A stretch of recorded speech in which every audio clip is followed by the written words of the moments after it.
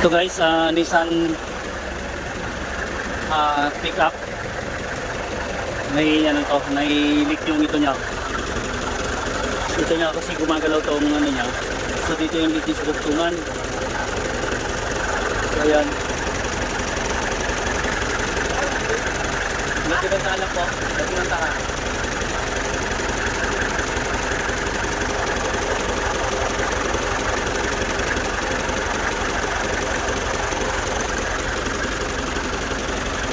Tignan mo nga ba kung meron? Hindi ko makita masyado. Dito.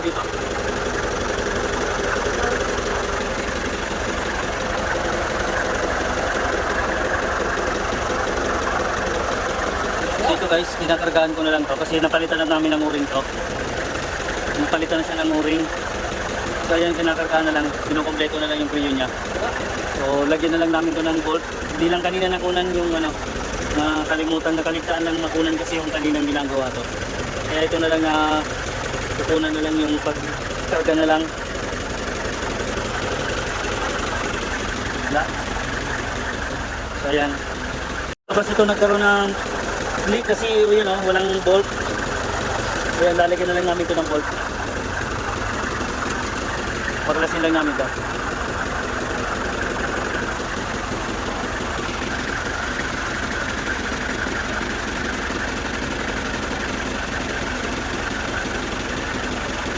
May nut yan sa loob.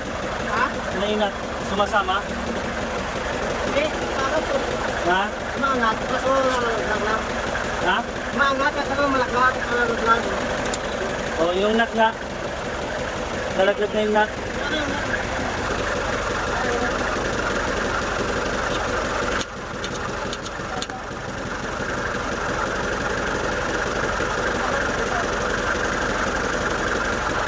Di man kasi bolt na. Ito guys yung ano, lagyan ko lang na lang ito ng bolt. Yan, para hindi siya magkaroon ng vibration. Kasi ma-vibrate yung ano niya dahil walang bolt.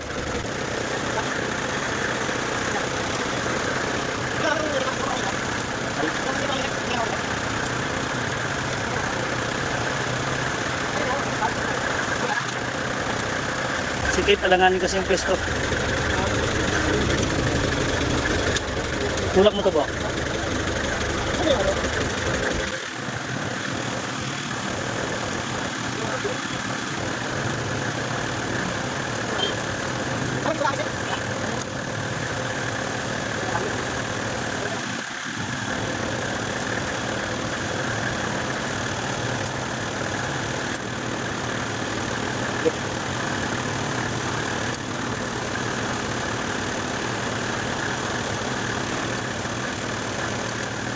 So ayan guys, okay na. Hindi na siya gumagalaw.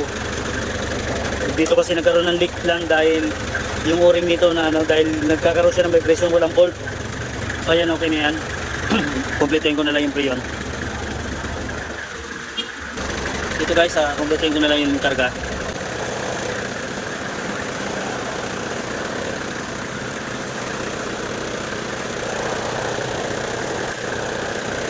Kumpletuhin ko na lang yung preyon.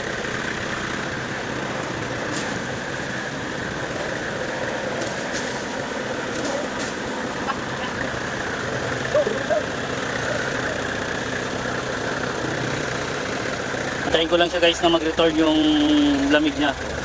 Mag-return dito sa compressor niya, sa fittings yung freon, yung moisture niyang piping.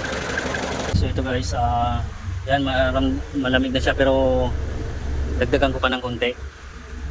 Medyo kulang pa to.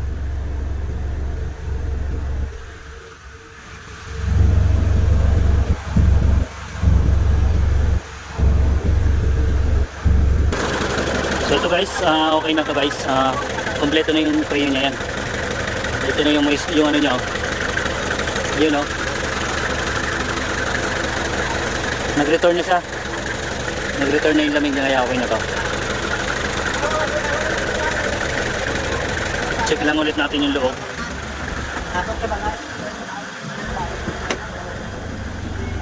Yun. Okay na to guys. Yun, okay na. Ganda ng lamig niya, oh. Okay na to. So yan guys, okay na to. Ah. Ah.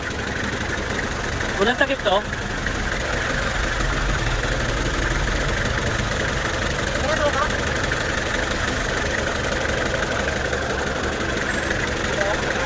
Wala.